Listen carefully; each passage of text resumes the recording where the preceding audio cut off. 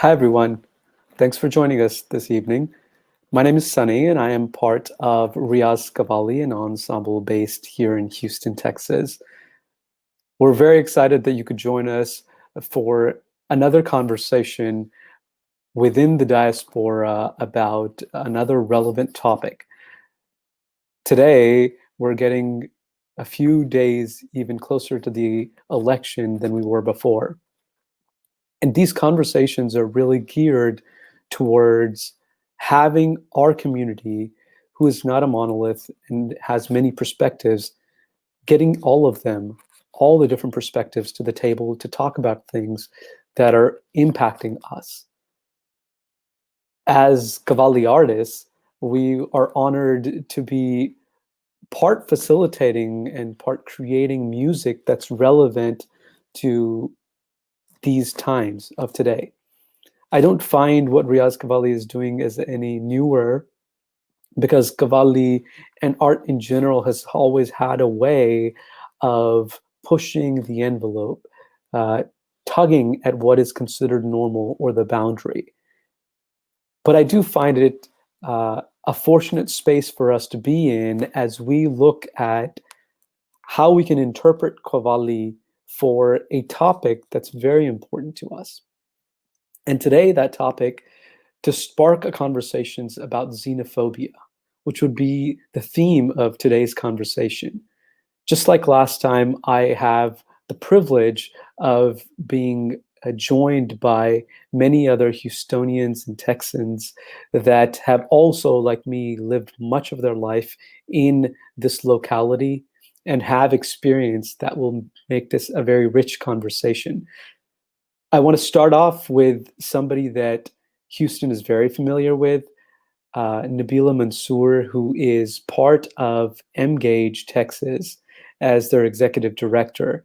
And I'd like to bring her on so we can have a conversation about this theme. And hi, Nabila, how are you? I'm doing well and so honored to join you. We're like, I don't know, 4 days, 5 days out of the election, and Yeah. here we are speaking to each other about how it is we can bring arts and civic engagement together. Yeah, that's right. And we're happy and honored again that Emgage has continued to bear with us and partner with us to really talk across many topics. This one specifically a very important one, a special one to us, because on one side we're an immigrant community, and on the other side, there's a little bit of let's look in the mirror to see where we may have been the problem. So I know you have done a lot of work to bring a lot of different perspectives together. So I'm so honored that you're part of this. We're just excited to be here to be part of this conversation and really take a look at internally what it is that we're doing to be a part of the problem, and how is it that we are actually being affected by something that is the lived experience from so many in our community. Yeah, yeah. It's so important because uh, to come to the table, you then only realize how the lived experience is very different. You know, we call ourselves South Asian, and again, we talk about us as one community. But even if you're from the same country and have the same religion, and you come to Houston and you'll have two different stories. So, kind of that lived experience you talk about, the more we're at the table with people who may not think exactly like us, the more powerful it is. And the power that we have when we're able to overcome it and work together and collaborate Mhm. is so beautiful. So I think we have some internal baggage that a lot of us carry over from back Yeah, home. I was born here, but you know, yeah, those things kind of just seep into you.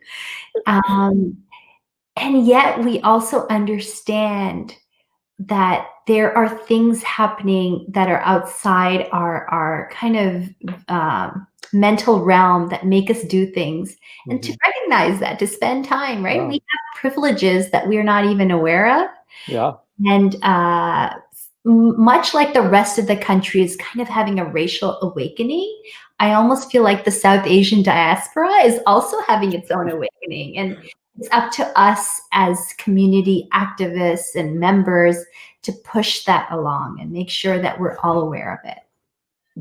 Beautifully said. I don't think I could have said that better. So I think we're ready to bring our other panelists on. Yeah, I'm excited. All right, so we have a great group of folks joining us today.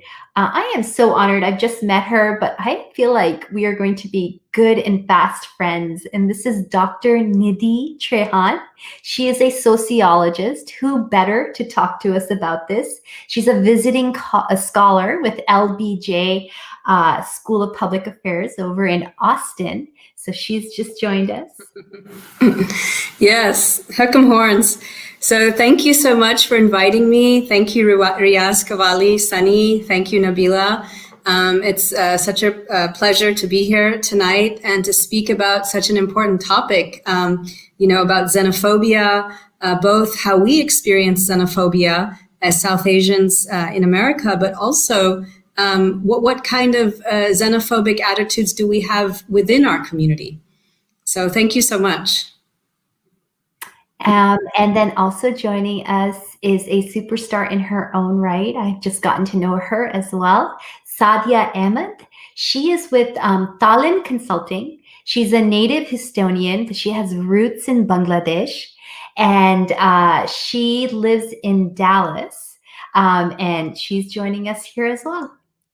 Hi, thank you so much for having me.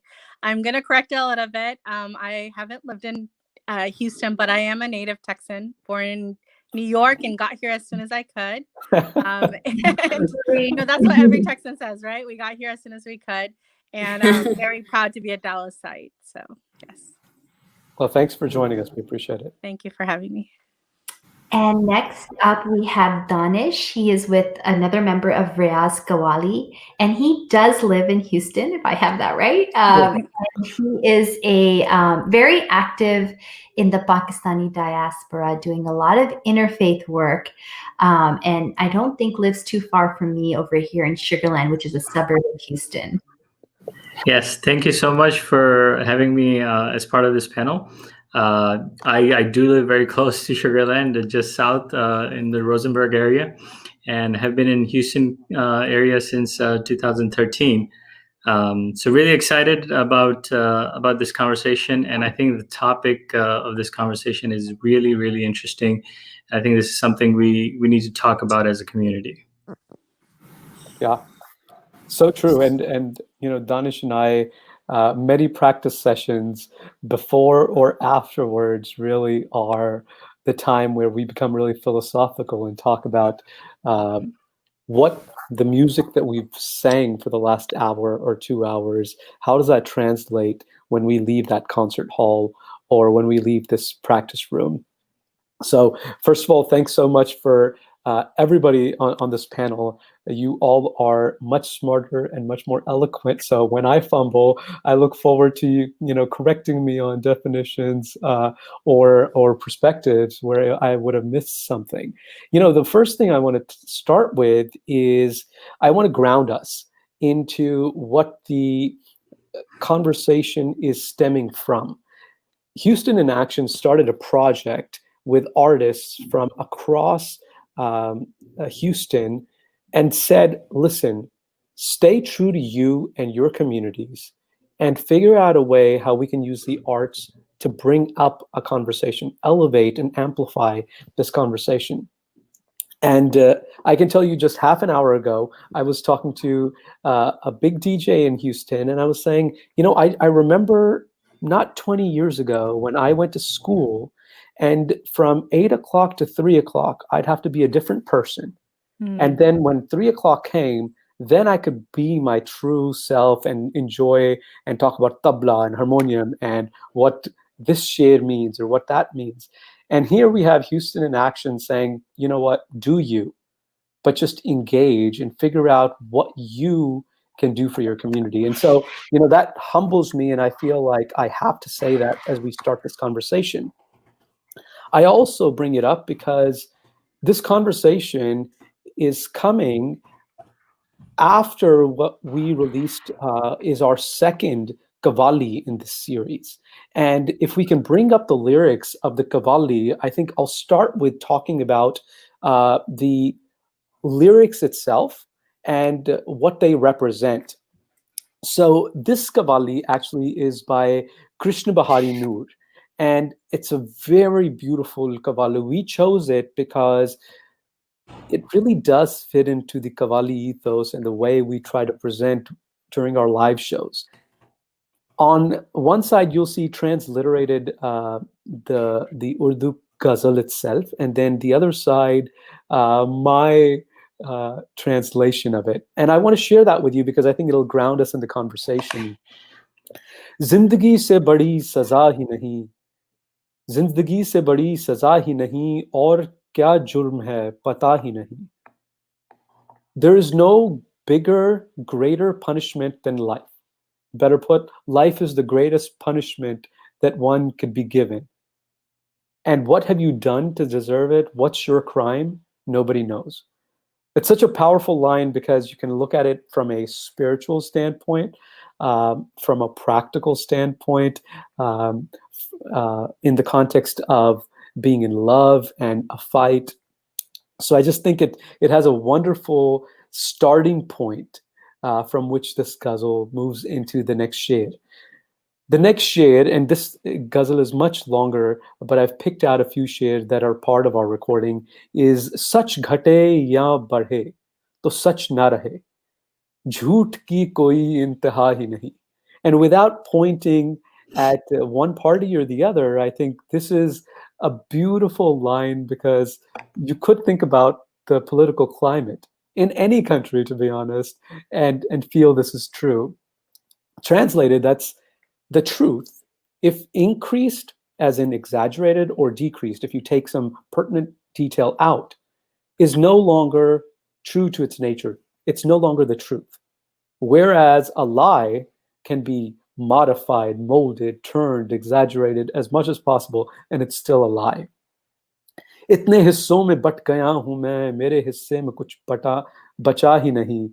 I've been parsed and pulled and separated into so many pieces that I have nothing left for myself. I have no piece left for me.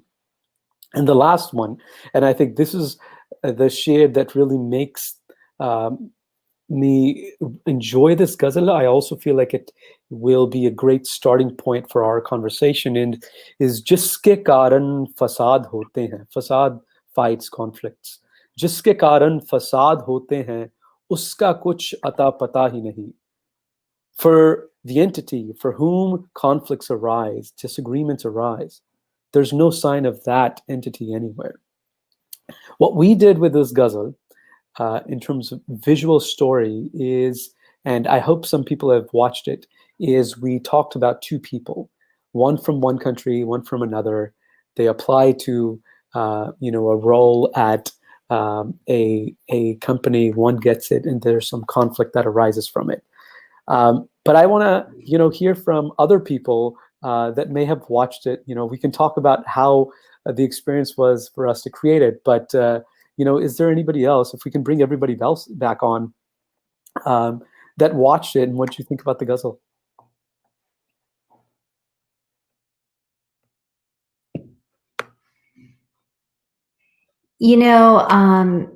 This topic hits so close to home. And so when you listen to the lyrics and you see the video, there is this almost automatic connection. And for me, and I think maybe for a lot of other South Asians, I'll let others speak, it's not maybe so obvious, but it's in the little microaggressions, the small kind of comments. Sometimes the invisibility, frankly, like the just not seeing of you or placing of you. I think that's what connected with me, because I know what it's like when you're trying to assert yourself as a woman of color, as a South Asian, as someone who wears their religion. You almost feel like you're talking and no one's listening to you. And so in this one, someone didn't get a job. you know, maybe that's happened, I don't know, with me personally, but I certainly know what it feels like to be excluded in a sense. And I think that's what Qawwali does, right? Like it resonates Mhm. with you, with your own personal experience. And that's what I felt when I watched this. Well, I appreciate that. You know, I would love to jump into the first conversation. And again, if you have feelings and perspectives on the Qawwali itself, you know, feel free to tie them in and cross the conversation. You can find the link of the video that we released. We'll show that at one point. But we Can I wanted add to bring up. Yeah, go ahead. Sorry, Sorry, Danish. can I add something really quickly? And I think this would come up, you know, part of our conversation later on as well. But I think what really came out to me from the video was, you know, that the fact that we are as South Asians, we're all you know, always sometimes thinking about the xenophobia that is sort of experienced by our community. But what really came out in this video was what kind of xenophobic notions are present within our community towards you know, different groups within our community. And I think that really made me think about, you know, some of the issues and sort of have a look inside, you know, as to what kind of racism and xenophobia that we need to work on as a community. Yeah, beautifully said, and a perfect segue. I wish I would have just let you do that in the beginning. So xenophobia, and I'm going to give you the Wikipedia definition, is the prejudice against people from other countries. And I'm sure we, to some extent, have felt it, but you know, the flip of that, what Danish is saying, is also important, and we may take some time today to reflect on that. But what I'd like to hear from you all is, how do you see it manifesting locally? You know, whether that's the city of Houston or whether that's, you know, Texas in general or the United States, and how are South Asians affected by it? No, so I'll go first. Sure.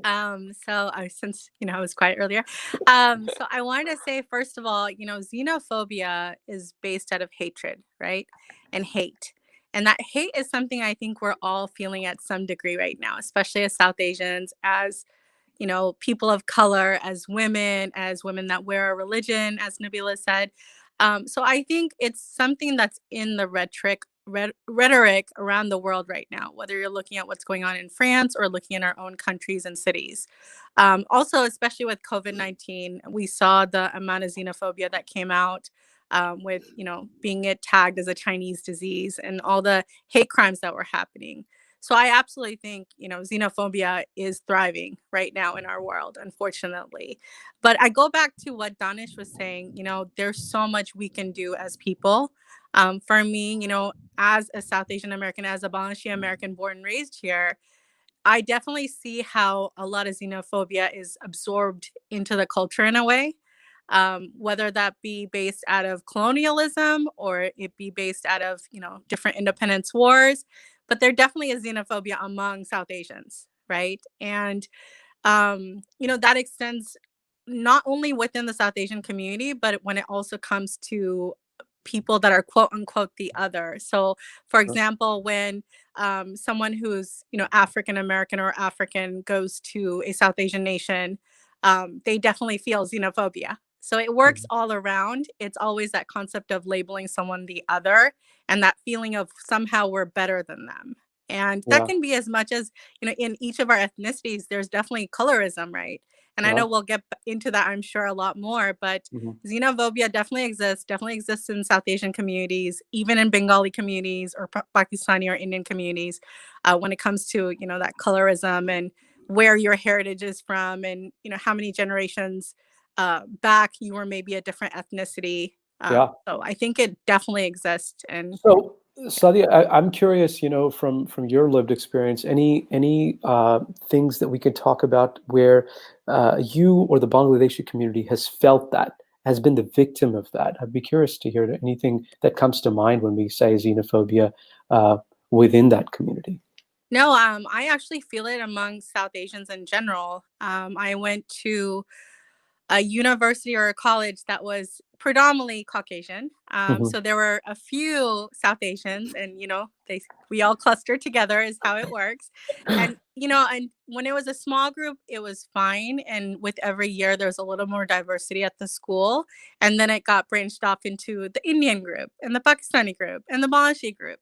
And what was surprising to me is even with my generation, who has never lived overseas, many times has only visited maybe once. But there was this nationalism when it came to South Asian American students. And that was actually very surprising and a wake up call for me because, Wow. I never expected it from this generation. I think it's very practical and logical to think why maybe our parents' generation had that Right. with the warfare that happened in the independence wars and whatnot. But I definitely feel it even from our generation. And that's where I reflect back and realize that we have to change this from within our homes, Mhm. because that's where people of that are born and raised here are picking it up. It's from that Yeah. rhetoric and that mindset, and you absorb everything, whether it's the media. So if you're listening to a lot of South Asian media at your home, you're probably absorbing some of that implicit bias against other people that are South Asian, honestly. Yeah. So I know I go to a lot of my friends' houses and they all have like the Jadu box and the Roku box and whatnot. And while you're sitting there and you're listening, I'm just shocked sometimes. I'm like, I can't believe they just said that. That's so xenophobic toward another South Asian group, or that's so just flat out racist, honestly, Yeah. sometimes. So No. so I think we need to reflect on ourselves. Start with yourself. Do you have implicit bias that you've absorbed somewhere? Yeah. And deal with those things, and then realize you have to call it out even in your families. And Yeah. there's a respectful way to do it, but don't Sure. be silent when someone makes a stereotypical comment.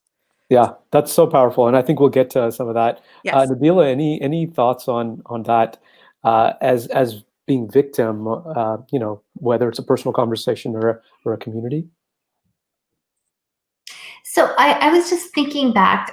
So the census just ended, right? So October 15th, 31st, there was a lot of just mixed messages coming from this government. And the reason the messages were so mixed and our census timeline was so shortened was because there was this idea that America is changing. And if we count everyone, then we count everyone. And that means that the power that one group has, which is frankly the white community, it's literally, Caucasian white on the census form, is going to lose some of their power. And so some of the tactics that were used in order for the count of the communities that tend to be not counted were, well, they weren't obvious, but they were done in such a way that it made our job, folks whose job it was to make sure that everyone's counted, it just made our job that much harder. So first they tried to keep the citizenship question put it onto the census form that had never been on there. Let's put the citizenship question. What happens when you put a citizenship question? Folks get scared. They don't want to respond to the census. Why is the government asking me all these questions? What are they going to do if I'm not a citizen and I'm here illegally? Am I not going to be in this country? Are they going to use this against me? Then the pandemic happened and we were supposed to have the census go all the way to October 31st. They shortened that timeline. When you're trying to get out to vulnerable communities that already have some hesitancy in responding to this form that asks a lot of invasive questions, frankly. We need that time because folks, frankly, are not worried about answering the census. They're worried about how they're going to put food on their table, how they're going to find their next job. To have all these different timelines, we're going to end it at the end of September, we're going to end it at the end of October. It made our job that much more difficult. And then also they wanted to, or they're still trying, and this is still in the courts, they're saying that once the census counts come out, we only want to count the folks that are legally here. So you are basically erasing an entire community of people. And those people are probably the ones that need the funding the most, right? Like they're low income, they don't have citizenship, they are oftentimes refugees. We spent a lot of time in those apartment complexes that had the refugee community. And so, you know, I see that as a form of xenophobia. And so we talk about all this internal one, but there's external forces that are really trying to disappear entire communities. And the reason they don't want them to get counted, I think, is power. You know, Yeah. with number comes power. And if you're not included in that number, you don't have power. And so a big message that we had was, we got to make sure everyone counts. We have to, if you worry about getting good schools, good roads, good infrastructure, let's make sure we all get counted. And our count, you know, we were working under some really difficult situations. And I'll be honest, it wasn't as high as we thought last year when we were making a lot of our plans. And I think I'm very proud of the work that a lot of us did on the ground. But I also understand that this was also another way to keep certain communities, our communities. I mean, let's be, you know, these are oftentimes immigrant and refugee people who are here, don't understand the system, to keep us down. And it always just breaks my heart, because if we want to get a real picture of what our country, our nation looks like, then everybody has to be included. That quilt has to have a patch for everyone. It can't just be one color. It can't be one square. It has to be different. And that's the beauty of the place that we live in. Yeah, I love that. I mean, you sort of just pulled us up to like sort of the perfect space. I think it's very unfortunate that we don't have, the representation, equal representation that we should. When I think about xenophobia, I think about my alma mater, the city that is considered liberal to its core, Austin, Texas. After going to UT, I spent and still, go back and forth, but I spent a lot of time in the Austin airport. And coming from the personal archives of Riyaaz Qawwali, one time we happened to be flying out, and I'd happened to come back to Austin, had some time, so I was enjoying Austin. I think Rudy's whatever barbecue is there in the airport, and I happened to discover that the person who programs the music for the airport was right there. And it was amazing because I was very excited about, meeting somebody who was in a position of power, who could actually be inclusive in terms of the arts. And mind you, I have to preface this by saying the arts world is extremely welcoming to things that they don't understand linguistically, or they don't understand rhythmically or melodically. We have really been, welcomed, Danish and I, with open arms in some of the most rural areas of this country. So you would think in Austin, Texas, it would be, yes, I'm so glad to have met Riyaaz Qawwali, who is Austin born. I mean, literally, we were born under the clock tower of UT Austin. Like, it doesn't get more Texan than that. And UT Austin professors sort of gave us the, hey, you should continue this work. And instead, what I was met with when I asked him, could we present, was, hey, kid, that 9/11 just happened, right? We're not presenting that kind of stuff.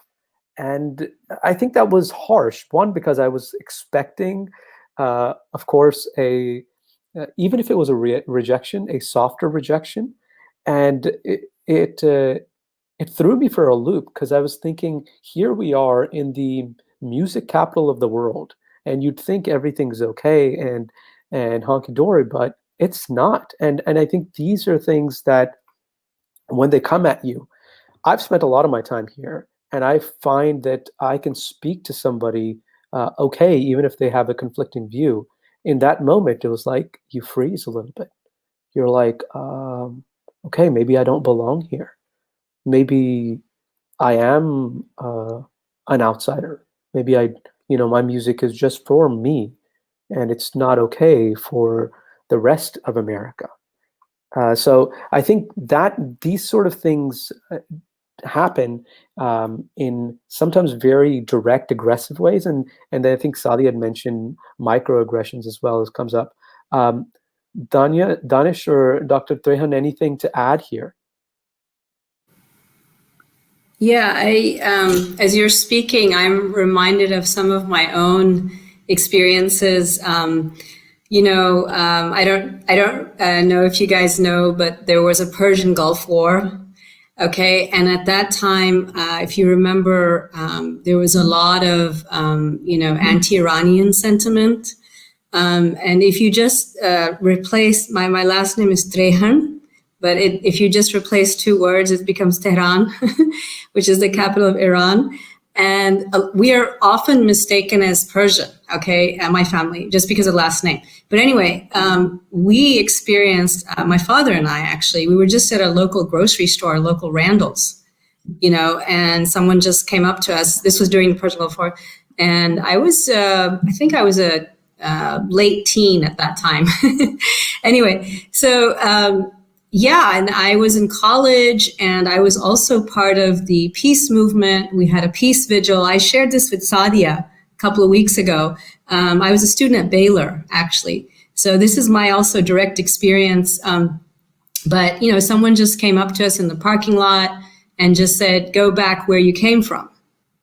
And that's a very common refrain that you hear when you're an immigrant. And unfortunately, I would say that, the current administration has let loose these types of sentiments, which, the previous administrations had always been very careful to be very welcoming, I think, publicly welcoming to immigrants and immigrant communities, people of color. And let's not forget the rich contributions we have made, all of us, to American society, and it's to be celebrated, including Riyaaz Qawwali. And what you're sharing with me, Sonny, I'm just sorry to tell you this, but I also find, because I'm from Houston, I'm from Sugar Land, one of the most diverse districts in America. I'm very proud of that. I'm very, all of you from Sugar Land, that it's a very special place in a way. And it just breaks my heart that, though Austin enjoys this reputation of being this kind of liberal, cultural, hip place, whatever, we still have a lot of pockets of xenophobia here in Austin.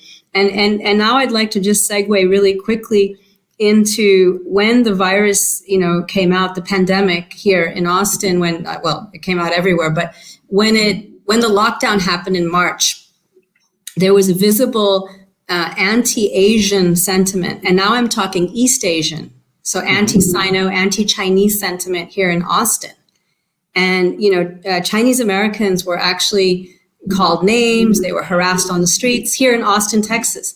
So yes, we have a long way to go. And I wanted to just touch upon what Saadia said about xenophobia. And, I think xenophobia is rooted in a fear of the stranger, the person you don't know. So a lot of it is ignorance. And then that ignorance can be morphed into hatred. And that's when it gets really dangerous. And so, but I just wanted to say that, I really, I'll give the floor to someone else, because there's a lot to share about what Saadia had covered earlier, colorism, and, coming from India, casteism also is a huge issue, but also Islamophobia. And all these, this confluence of xenophobia, this confluence of, rising intolerance is what is something we have to overcome. And this is the big challenge, I think, that we're going to face. Even if we have a change in government, come in a couple of weeks, okay?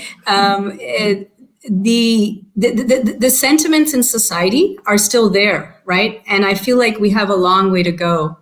And I'm so glad we're all here on this panel to work on these issues together. So I appreciate that. And I would just quickly add something. The thing that really worries me is that what I'm seeing is, in the last few years, what has happened is what was considered sort of rude to say out loud, the feelings that were sort of like that existed but were never on the surface.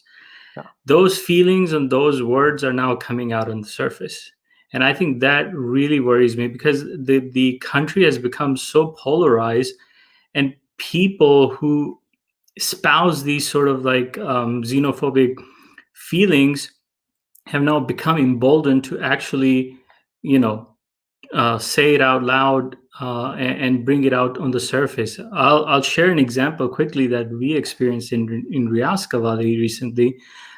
We as part of the our group, our one of our main goal is to sort of present our South Asian culture and music to groups that are not familiar with this type of music. So we reach out to universities and music departments in universities, and we sort of collaborate with them. We do sort of a class, and then maybe we have a small little concert.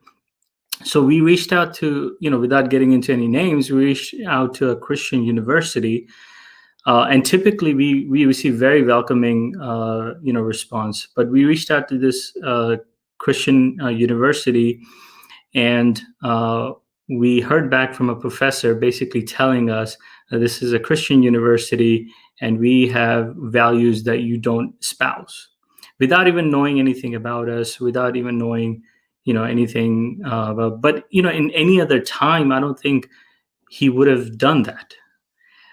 Having said that, I would say that we as a group, we didn't think too much of it, because this sort of thing has been happening. But a few days later, the dean found out about it and reached out to us and apologized, and then said that we would love to have you guys, and this is what that professor said is not what our Christian values are and what our university stands for. But the point here is, the people who espouse these sort of racist values are now becoming emboldened to sort of either bring it out on the surface, and sometimes, unfortunately, even act on it. Yeah, Danish, great point. I'd forgotten about that, but it's always interesting when a higher power like a dean has to step in to to rectify something. I will say, because this is very important, that we have presented at Christian universities in Texas who have been the most phenomenal hosts. So, without saying, who was the culprit here, I will say that there are phenomenal, great Christian universities who have welcomed this and actually made it part of their mission to present work that's not part of the gospel or a specific religion. Now, I wanted to spend the first 10-15 minutes on the lived experience of us being a victim, because I think that's important. As an immigrant community, we cannot just jump to, oh, let's fix ourselves, but then without recognizing, this is the othering that many of us experienced when we came here, or as first generations or second generation. And I think that Saadia had mentioned something that I'll bring up, which is 10, 15 years ago or 20 years ago, I feel like, my parents give me stories that are just like, raw racism. Whereas now it's more microaggressions. And that's what Saadia had mentioned. And I think that's important for us to recognize that this is happening. And I want to acknowledge and give space to that, because the next conversation, which almost everybody had talked about, which is, we can't talk about xenophobia and just mention how we were the victim here and here and here, without talking about when we as a society have been a culprit, how we have been part of othering somebody else from within the community. And to me, it's important that we recognize that while we all look the same, we do have these problems. And that's one of the reasons that if you go watch the video, there's not a distinct difference between these two people, and that's on purpose, because I don't think xenophobia is as, easy to point out on TV anymore. Like it's more subtle, and we have to recognize that. So I'll pause to ask Dr. Trehan. I think you had hinted at a few of these things, and I'd also love for you to start the conversation by, you shared yesterday the broader definition of xenophobia, not just being, the hating of the foreigner, but if you could start with that, but then go into the othering that we've seen being done within the South Asian community. Mm-hmm. Yeah, and I think we've touched upon that a little bit. That often what happens is that whatever societal changes are happening back at home, in South Asia, there's a spillover effect here. And certainly we can see like a politics of rising intolerance, for example, in India right now. And there's a concomitant like rising of Islamophobia here. And this is really worrisome because, when we come here, I think it was it Saadia who said that, when there was a tiny group, we were all sticking together and then we kind of split up when more and more of our own, whatever own in quotes comes, and so, and by the way, I just want to make a quick plug for Desi Blue, which is all South Asian. It's a group, that was working to get out the vote also. But anyway, no, I just want to say that's why I joined the group, is because it was pan South Asian and that really appealed to me. But anyway, getting back to your main question, Sonny, I think there's so many different forms of xenophobia. Absolutely. Like, the Sikh community, if you're a Sardar and you're wearing your turban, you're actually, you're wearing your religion, right? In a way, that's what Nabila said earlier, and you're visibly different, and that also the sort of anti-Sikh, sentiments within our society have also risen recently. But within, okay, so sorry to go back to your question about within our community. I would say that definitely there is sadly a rise of Islamophobia in the South Asian community. I would also say that because of the recent altercation with China in India, there's also a kind of anti-Chinese feeling going on. And this is something that we have to call out. We definitely have to call this out. And when we're in our, living room, when we're talking to our family, our relatives, we have to make them aware that, you can have that conversation because this is in your own family, and you can say, well, why do you feel this way, or why, what's behind this, or whatever. So at least that way, that person is made aware that, oh, okay, well, maybe I should think about it before just kind of having this knee-jerk, intolerant type of response, and so that kind of thing, a lot of work needs to be done. Also, we talked earlier about casteism. There was a recent case in Silicon Valley where there was a Dalit man who was an engineer, IT engineer, who felt discriminated against and was discriminated against by his senior in the company. So there's a lawsuit. There's a lawsuit on that right now. So again, these are like these spillover, social tensions which have come over here in the immigrant community. And I'm sure there's examples also from, Bangladesh and from other countries as well, from Pakistan, from Sri Lanka, of these kind of spillover impacts. I know in Sri Lanka, for example, the tension between the Sinhala and the Tamilian, that's kind of a little fissure there as well. So yeah, a lot of that is here. And then we have to work on it, right?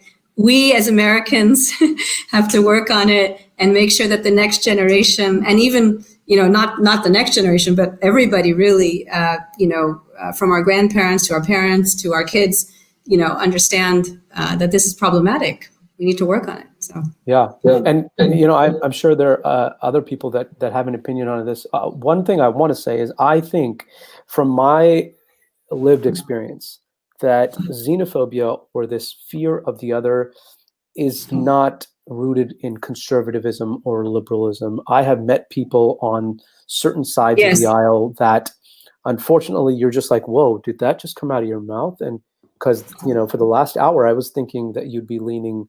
So anyways, to me, I mentioned this because Riyaaz Qawwali for now 15 years has been trying to bring people together who may not think similarly.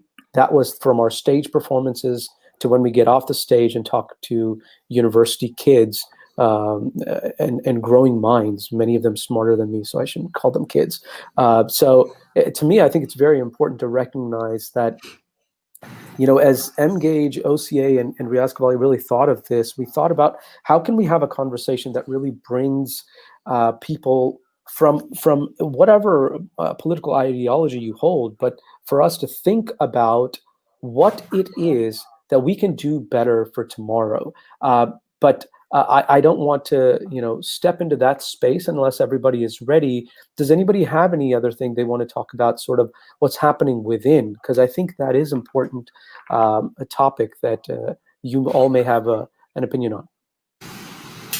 Without getting into details, I just want to, point out that even within the Muslim community, we have this Shia-Sunni issue that have sort of come over, from past. And I see here within, our communities that we're still dealing with that issue, and we have to learn how to, sort of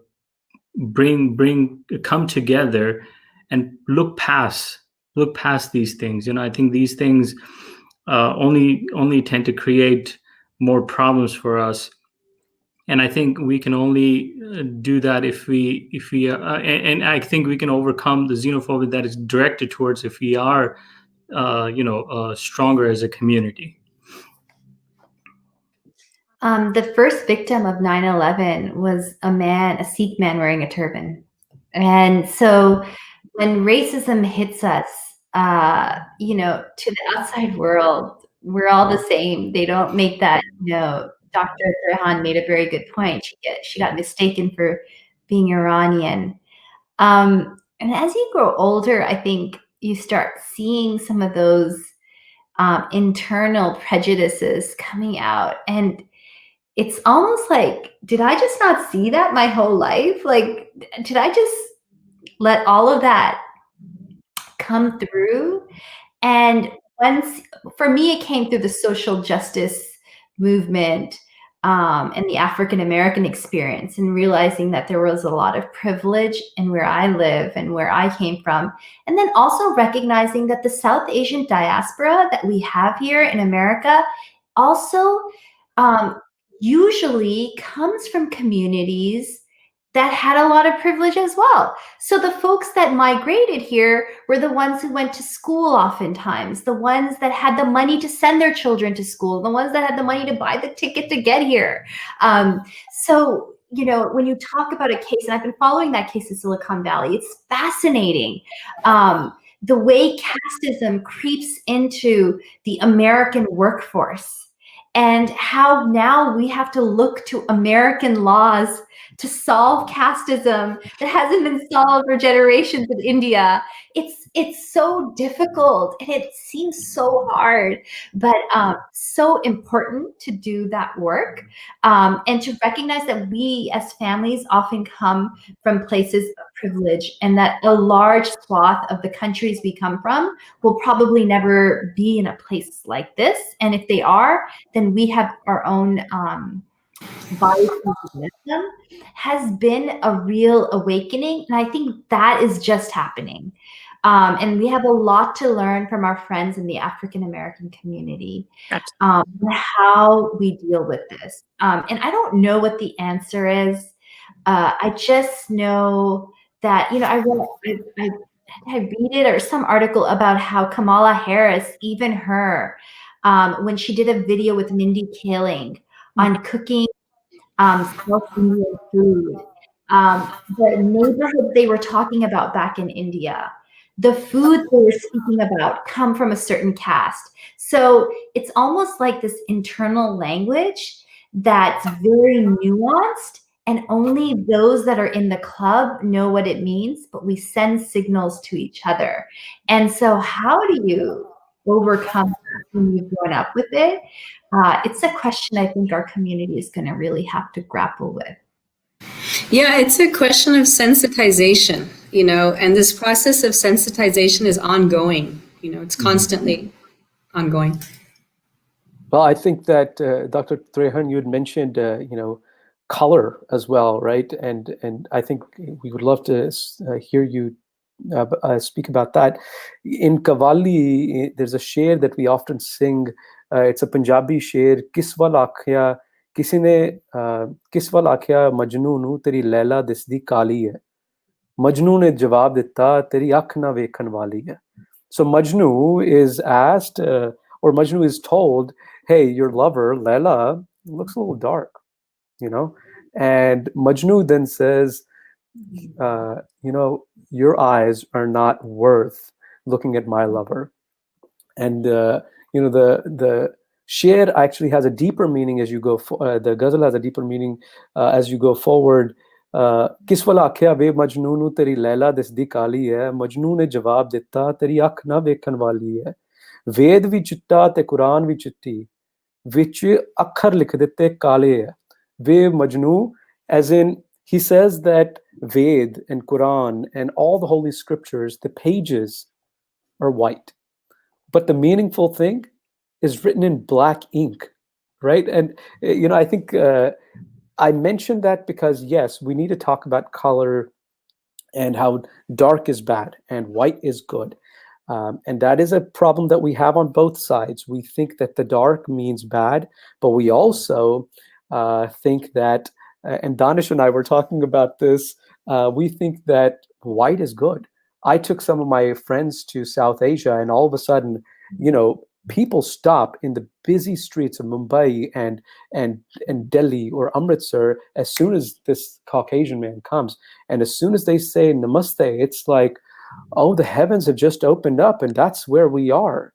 And, we need to stop. So I think that's interesting, but I'd love for, other perspectives on this. Well, this is clearly like a post-colonial hangover, right? This whole colorism and, it's been so ingrained and it will take decades. I don't know how long it's going to take, but it's just what I'm finding really hopeful though. And I was sharing this with Saadia earlier. You have, public figures, you have folks like Nandita Das, the actress, who's come out and who's very much, talking about these issues. And there was also a campaign, I think by Dove Soap, to highlight this. It had, women of, all different, colors and all different, hair textures and everything come out and, be in this Dove ad. And it was a very popular ad, and I think it had an impact. So what I want to say is that even in India, people are questioning, people are challenging colorism. It was so much part of, the whole marriage thing, fair and lovely, wheatish complexion, all that stuff. You all are familiar with that. I don't have to share that with you. But so all that is being questioned now, I think. And certainly we talk about the cultures of the Indian metro. We talk about Mumbai and Delhi and Kolkata and Bangalore and, young couples challenging the norms, young couples falling in love, God forbid. Anyway, but no, it's like, it's one of those things where all these things are, all of this is being questioned right now. And colorism is part of that. And I think, Nabila, you talked about Black Lives Matter. And I think that, Black pride, dark pride, is something that's coming out also in India and, perhaps Pakistan and, Bangladesh, I'm not sure, but, I'm more familiar with India. But it's like one of those things where, it's going to happen. The younger generation is challenging it. The younger generation is forcing their parents to question these norms. It's there. It's being questioned. So I'm very happy about that, actually. Well, as we go into the next conversation, which is we've seen both sides of this, right? And I want to acknowledge everybody's experiences when it comes to being othered or having done it ourselves, sometimes on purpose, sometimes inadvertently. But it's important for all of us. And I think one of the reasons I had, such a such excitement this afternoon, because I knew we were all going to be speaking, is because all of you are leaders in your communities and you're trying to better that tomorrow that we all are going to live. So how is it that we can take the discrimination that we have faced, or the discrimination that our community is doing, and how can we round over those edges and make for a better tomorrow? This election is very important because your voice needs to be heard.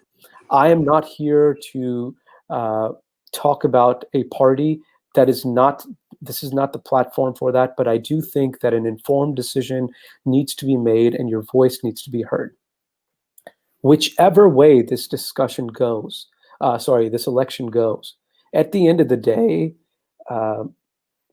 then President Trump, then President Biden, are going to be in Washington, D.C. It's you and me who have to handle Houston, not us alone. I don't give us too much credit, but we have to figure out how to live Houston and Dallas and Sugar Land and Kingwood and Clear Lake. And how do we do that in a robust fashion?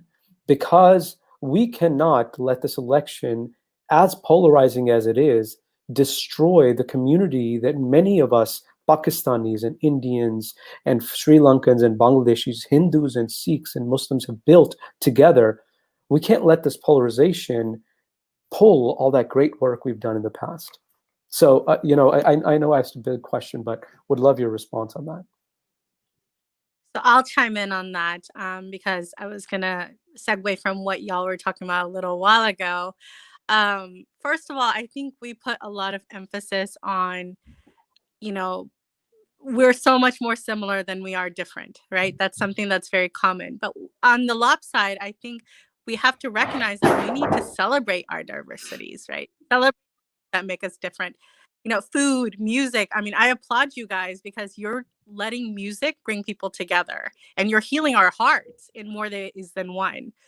So I want to say that I think the first step is making sure we recognize that it's okay for us to be different and have differences, but we need to embrace those things because it makes us stronger when we're different. It's a different perspective, a different background. The reason you brought all of us together is it's different lived experiences, as you were saying. So I think it starts really at home. As someone who's really into grassroots movements, I would say it starts with our kids. It starts with us reflecting on ourselves, reading books to our children that are about different cultures, taking them to places, or maybe virtually right now, to expose them to different cultures and different celebrations. For example, Navaratri was last week. My daughter, we made sure she knew what it was. She's not going to retain that much, right? But when she's older, she's going to, oh yeah, I remember this Masi called us and we talked about it. So exposing them to that, it makes us better and them better. And I think it makes them stronger and makes us stronger about being an ally. We hear a lot of talk about the word ally, especially after, George Floyd's tragic murder. We're not trying to tell anyone else's story, but we need to learn everyone else's story and we need to give them the platforms to tell their stories. So anything I think we can do as a community, Houston, Texas, Dallas, Texas, as Texas in general, or, nationally, when we're in a conversation, for example, what you did today, you made sure you went out seeking different perspectives and you brought everyone to the table. So that's one thing. And then the second thing is, I think when we see that someone's not allowed to be at the table, we pull up a chair for them and we are speaking up for them. And I say that a lot. I would tell we're doing this whole webinar about equity and trainings would be very inclusive, kind of like what you're saying about your experience at the court. But definitely that is something that has to be intentional. Like you have to be conscious that, okay, my volunteer base, am I making sure I'm reaching out to all communities? My board, is it diverse? When I'm giving out grants, is everyone on the committee coming from a different background so we can have a better, more robust system, right? So I think everything has to be intentional. I don't think it's something that comes naturally. I see it with my daughter. She's a little one. They automatically start realizing, wait, my teacher's skin is different than my skin. It's just something that naturally happens. But that's where we come in as adults or, friends and say, yeah, but it's okay for us to look different. That doesn't make one person better. So, okay. I love that. Yeah. No, I love that. Thank That was you. awesome. I was just going to add that, we're in the midst of election season, so voting is really important. Saadia's actually been helping us with some of our phone banking, and Amatullah, one of our phone bankers, was telling me a story. She was on the phone with someone, and it was a young person, and he said, well, I don't know if I'm going to vote. It really doesn't matter. Voting doesn't matter. And my coworker was like, it might not matter to you, but it really matters to me, because if this election doesn't go the way we're hoping, then I might not be here. And she really meant it. A lot of our parents came here, or maybe we came here seeking a better experience, thinking that our children's lives are going to be better. We're going to have a better life for them, a better economic future for them. And I really believe we're in a existential place right now, where I'm not completely sure that my children or my children's children are going to be living in this particular country. And so voting for me is so much more important than just accomplishing my civic duty. I am worried about the future of this country. I don't know if we're one 9/11 attack away from all Muslims being put in an internment camp. I don't know. I mean, it probably wouldn't happen, but it's certainly in the realm of possibilities. So what are we to do to make sure that doesn't happen? Well, the one big thing that we do is vote, and we get a chance to do it every 4 years. And if we do not do it this time, then the repercussions can be disastrous. And so when my coworker was talking to this person on the phone, that's what she was trying to tell him, that look, it might not, you have the privilege to sit out this election, and whoever becomes the next president, it really won't affect you in any meaningful way. But there is an entire community of people, human beings. Talk to those folks that whose parents that were sent back, those parents that were sent back to countries in Mexico and elsewhere, separated from their children. We don't know where they are. The fact that refugees are down to a trickle in our country. The fact that H-1B1 visas, the number keeps shrinking. I mean, these are real world problems. I know that I am thinking of exit plans from this country because I don't know what's going to happen. And I know many of my friends are as well. So I would definitely just push this vote, vote, vote. Desiku is doing wonderful things. We're on a lot of different WhatsApp groups. It's a beautiful thing to see. Everyone is just doing their thing. And I think everybody just needs to do their thing, because it's going to take all of us in order to get the vote out. So, Nabila, can you talk a little bit about, getting the vote out? If there's a little bit of confusion, I feel like we talked about this recently. I went to vote. It was pretty easy. I'd love to hear, how are things in Sugar Land? When can I postmark things by? You're much better at this stuff, so I'd love to hear from those details. Well, I'm so glad you mentioned that. Vote by mail. If you applied for a vote by mail ballot, at this point, we're encouraging everyone to really just either drop it off at the ballot box. Mm-hmm. I'm not familiar with every county, but I know in Harris County, you can do it at NRG, and in Fort Bend County, you can do it at the Elections Administration Office in Rosenberg. Check your local county. Don't put it in the mail. I just think you're really, really pushing it. We need that vote by mail ballot to be in the elections office by November 3rd. If you haven't voted, make sure you have your ID. Go vote.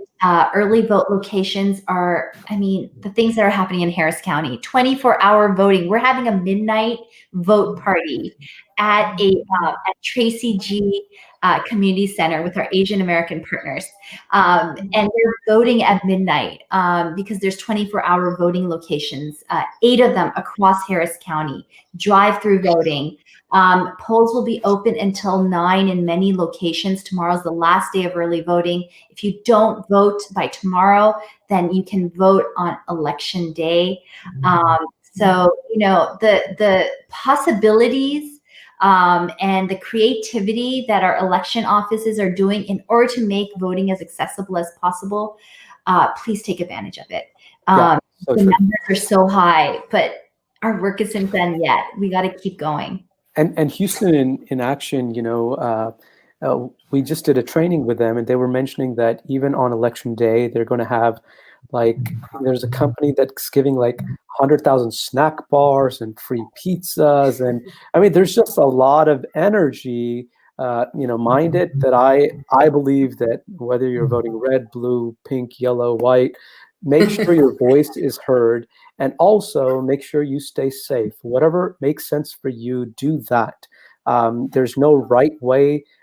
There's not anything that says this is being too cautious or anything. Just make sure you plan to vote. And I think the other powerful thing I heard from Houston in Action, and I wish Oscar, who's leading, some of our work, or Andrea, who's been a wonderful support in this from Florida, was here to give you even more details. But the other thing they said that was really powerful was, if you voted, great. Figure out a way to help somebody else get there, because I can tell you, Danish and I have known each other for many years. We can talk for hours about certain things, like xenophobia or color or Sufi poets. But it's very important that it turns into action. It's important that we get out there. That's so.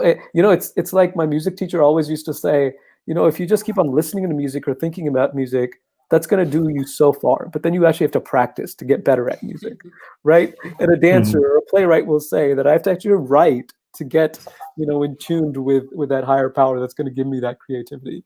Of course, I think other people have something to say. I do want to acknowledge there are many people watching, and we've gotten some amazing comments.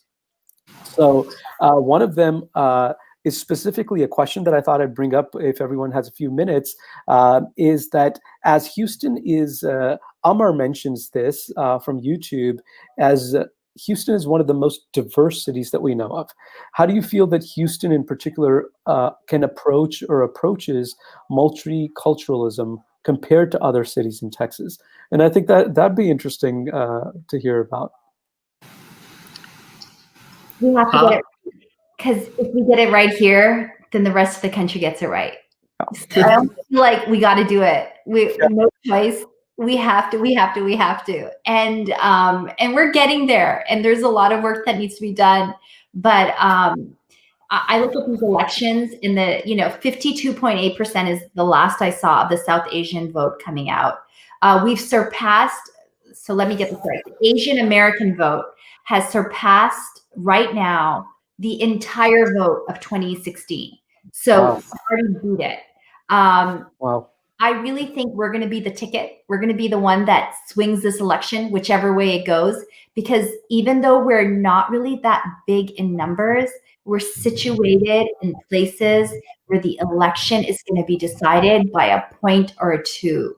So our influence is almost outsized our numbers. And so let's take advantage of that. Let's get some really great people in office. And then once this election is over, let's sleep on November 4th, but November 5th, about how we get more Asian Americans, more South Asians to start running for office. Sure. I think the landscape is going to change dramatically. We're going to see a big change. We're going to see folks come out that have never thought, for a long time, looking like this meant that you could never run for office. So let's start using that momentum and change that narrative and say, hey, this is how many votes we brought. We're here. And, talk about like that table. Let's bring that chair, plop it down, and let's sit down and get to work. Yeah. So I want to pick up on what Amar's question was about multiculturalism. Yes. So in my opinion, that is the antidote to xenophobia. So you can see that in Houston, the more diverse, the more multicultural, the more welcoming it is. And it's a patchwork, it's a quilt, like Nabila mentioned earlier. We're all part of this quilt. It's a quilt, it's a living embodiment, Houston, the diversity of Houston, of that. And what you said, exactly, if we can get it right in Houston, we can get this right across America, really. And Saadia is from Dallas, Fort Worth, and you've been so quiet. I want you to share with us a little more about Dallas area, because certainly Dallas is very diverse too. Dallas, Fort Worth. No, absolutely. If we're going to talk about South Asian Americans in general, it's everyone's on fire. That's all I can say. There's a fire lit under everyone. I will tell you, I call the activist happy or golden hour like 1 a.m, because I see all these posts going out and all these articles going out and everyone's commenting. So there is definitely, as of this morning, I believe 9 million Texans had cast their ballots, if that's right. And that's 61%. So that's exciting. We've outdone 2016 and 2018. But that does not mean we're anywhere close to done. And, Kamala Harris is coming tomorrow. And, we had Beto come through yesterday. We had Jill Biden here. So I think across the nation, everyone's looking at Texas. And they're looking at Houston and Dallas and the major cities. And I see the South Asian community mobilizing in a way that I've never seen. And, I've been kind of involved since, I was even in school before I could vote with Obama, but I have never seen these kind of initiatives. And, in Dallas alone, I see 17 different WhatsApp groups that are super active about getting the South Asian vote out. And that's so impressive and exciting to me. Yeah, that's beautiful. Danish, any last minute thoughts as we wrap up? Yeah, so, I would like to just kind of say a few words around, what we can do to sort of overcome some of these things we've talked about. And I think one thing I truly believe is that, what we're seeing in the last few years in this country stems more from clash of ignorance rather than anything else. And I think in my experience, I think the only way we can overcome is if we build bridges with other communities, whether that means groups within our own South Asian communities or, other communities outside of our South Asian communities, and not just, other minority communities, but also other larger communities, Hispanic community, Black community. We need to build bridges so we can come together and sort of learn about each other, understand each other, where they come from, what culture and values that they espouse. Because, it's very easy to talk about the other when you have never, talked to them or you've never, had a cup of coffee with them.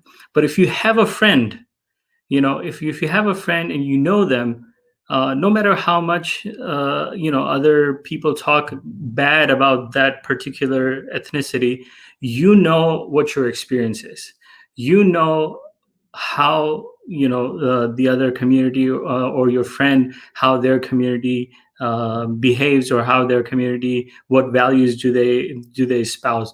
And I think that's the only way to sort of eradicate this ignorance that is causing so much racism and xenophobia. And I think I joined Riyaaz Qawwali because what I saw in the group,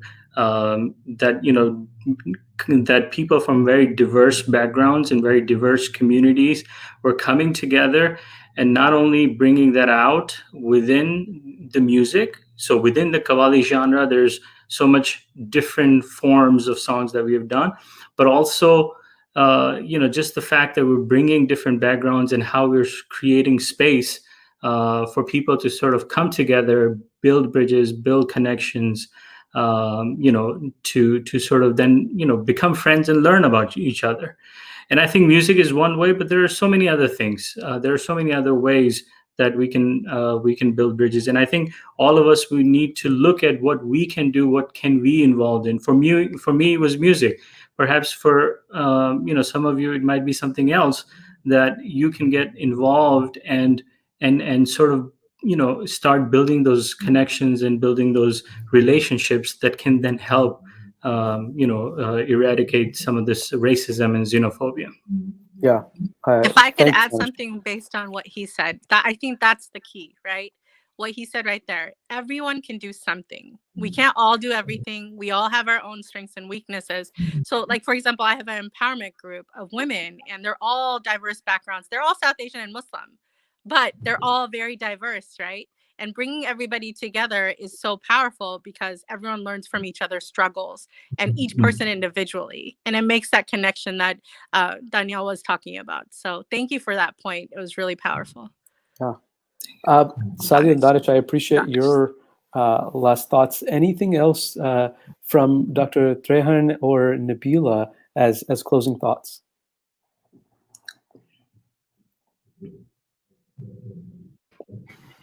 I don't really have much to say. It's just been really wonderful being here with all of you this evening. And thank you for the work that all of you are doing. Saadia in DFW and Nabila. You're based in Houston, right? Yeah. Yes. Yeah, that's my hometown, Sugarland. And I just want to make a shout out to Ahmed Patil, who's in your Riyaaz group. Thank you. I just wanted to plug one thing. We're doing a text bank this Sunday from 5 to 7 p.m. We'll be joined by Chloe Bennett, and I am not so cool, so I am not as familiar with her as other folks are, but she is an actress, a young actress on the Marvel Agent Shield TV show. And so she's going to join us. We're going to text every Asian American that has not voted yet in Texas to kind of urge them to vote on election day. And it's going to be a lot of fun. It's going to be, you can sign up over there. We have the Mobilize link. We'll be doing it with some of our Asian American partners. So if you're available, we'd love to have you. And Nabila, I think you were telling us that you got some cool points from your children because this celebrity is joining. Yeah, they were like, I was like, she's this young actress, very pretty, and her name's Chloe Bennett, and their eyes just lit up. And so that never happens with me, so it was very special. And I savored that moment. Well, I think this has been a fantastic thing. I think we could probably, at least I could go up for a couple of hours. Your families would kill you if we had to do another hour. But thank you very much for the rich conversation. We've gotten some wonderful comments, and I just want to thank all of them for staying a few minutes past. So Amr joined. Jessica was really engaged, and we had Amtullah, I think, Nabila from Emgage, who was commenting and talking about this being such a powerful discussion. So thank you for all of you that joined live. As you watch it, I look forward to continuing the conversation. Most importantly, we're going to play just 30 seconds of the music video. We've been asked to play a little bit of that. So bear with us for 30 seconds and then we'll close out. This is a teaser that went out and was released, I think, just a couple of days ago. And now the music video has actually dropped. Zindagi se badi saza hi nahi. Zindagi se badi saza hi nahi. Oh, zindagi se badi saza hi nahi. Zindagi se badi saza hi nahi.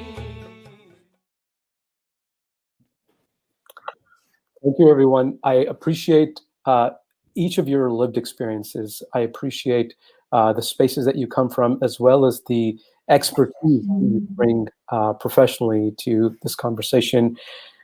The Qawwali is out. We really hope you enjoy it. We hope that you can provide us your feedback And I hope that this conversation, along with what we did in September, has inspired you to do your own research, to figure out how to do more before you go to the polling booths, and then make sure you vote. I cannot emphasize enough that our younger generation has taken this for granted. And if we can push that within even the South Asian community, that would be a big thing. Last but not least, I want to acknowledge that we are looking for you to get out the vote, whichever party that you're going to vote for. Houston in Action has a beautiful initiative that they are empowering artists to reach out to the conservatives as well as the liberals in their communities to get out the vote. OCA-Greater Houston was the first person that Danish and I, Ahmed, and Sid and all reached out to see if we could do this.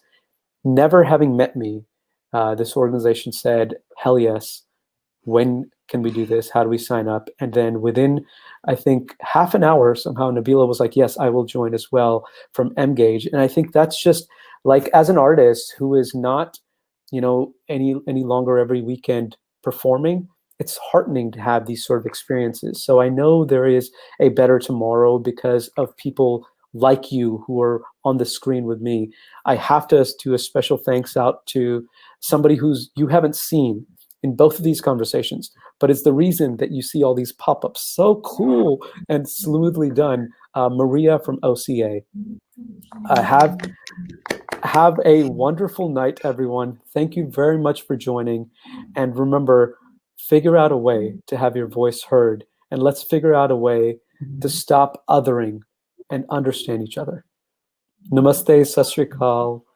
Assalamu alaikum wa alaikum assalam.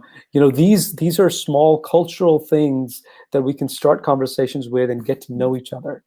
And they start a conversation because we are now inviting more information into that conversation that we are coming into with somebody that may share different views than us. That's all I have to say. Thank you. Thank you guys. Thank you. Good night. Bye-bye. Good night. Bye. Bye, everybody. Bye, Saadia. Bye, Nabila. Bye. Bye, Danish. Bye, Sonny. Bye-bye, everyone. Thanks so much for joining.